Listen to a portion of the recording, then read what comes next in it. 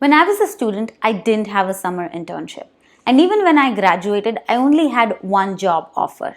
And one of the biggest reasons for this was my lack of understanding of how the job search process works in the US. Hey everyone, my name is Kajal and today I'm talking about the mistakes I made as a college student during my job search process. I will also talk about how to avoid them and some additional tips that will help you increase your chances of getting an internship or a full-time position. If you're looking for something specific, I will add the timings here or in the description below. So without further ado, let's get into it.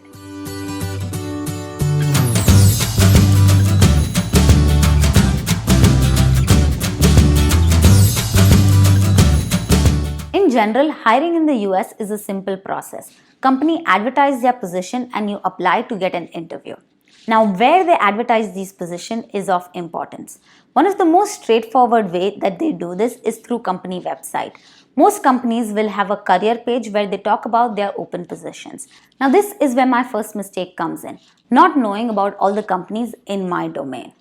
It is not the company's job to advertise to me. It is my job to find out about the company, go to their career page and know about all their open positions. Everyone knows about the big companies in their domain. So for tech, it is Facebook, Apple, or as they are more popularly known as FAANG companies.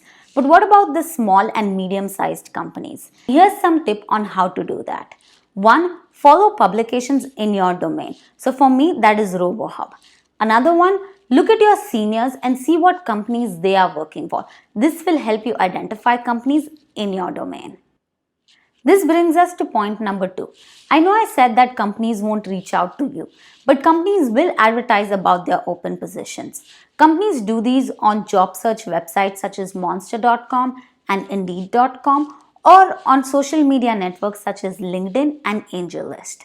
Now, if you go to these websites, there are thousands or even millions of job postings. You can't just go and expect to find the job of your interest. And this is where mistake number 2 comes in. Not knowing all the job titles in your domain. When you go to these websites and search, you need to know the titles that will be used for your jobs so you can search for them more easily. For example, in the field of robotics, we have robotic software engineer, AI engineer, computer vision. So make sure you know about them. An additional tip, companies will also have positions such as new grad or entry level positions. So make sure to search for those, especially if you're just graduating. So far, I talked about looking for companies and open positions and applying. But what happens after you submit your resume onto these portals? Now, depending on the size of the company might be using an application tracking system. ATS is a system where it scans your resume and ranks them based on different criteria. And only the top few resume makes it through to a hiring manager or a recruiter.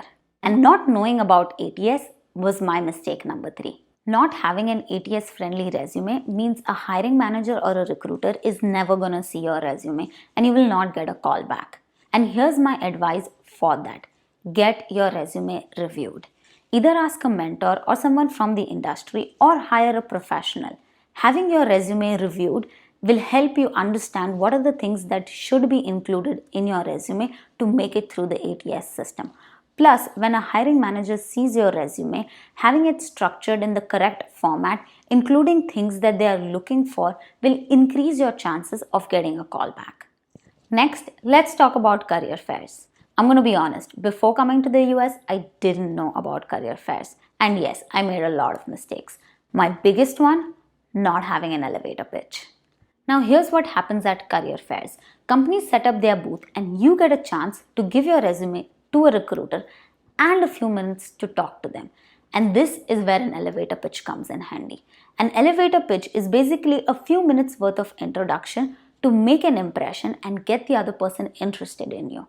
If you have a good elevator pitch ready to go, you'll make a good impression and increase your chances of getting a call for an interview. Now there's one other thing I want to talk about. Now, because this is a career fair happening at a university, almost all of your classmates are going to be applying to the same set of companies. And because you all have studied more or less the same subjects, you're going to have same projects. So make sure to differentiate yourself. Either add projects that you've done on your own or add something little different to your existing projects so that you can stand out. My biggest mistake was not networking. So far, we talked about applying at websites and attending career fairs, but there's one other way to find out about jobs and get an edge: networking. By networking, you can get to know about open position, get job referrals, and even get to know as to what this job is looking for. And that way, you can structure your resume to meet those requirements. And it's also helpful for interviews. Once you get that interview, knowing what to expect at that company can help you a lot. Now, I'm going to be honest, networking is not easy, but it's just like any other skill. You have to practice it a few times to get a good hang of it. I do have a video dedicated on how to network on LinkedIn. I'll put it in the description below. So those are some of my mistakes in the job search process. How about you? Did you make any such mistakes? Put it in the comment below, I would love to read. And if you enjoyed this video and found it useful, make sure to give it a like, and this will motivate me to make more such content. Thank you for watching, and I'll see you in the next video.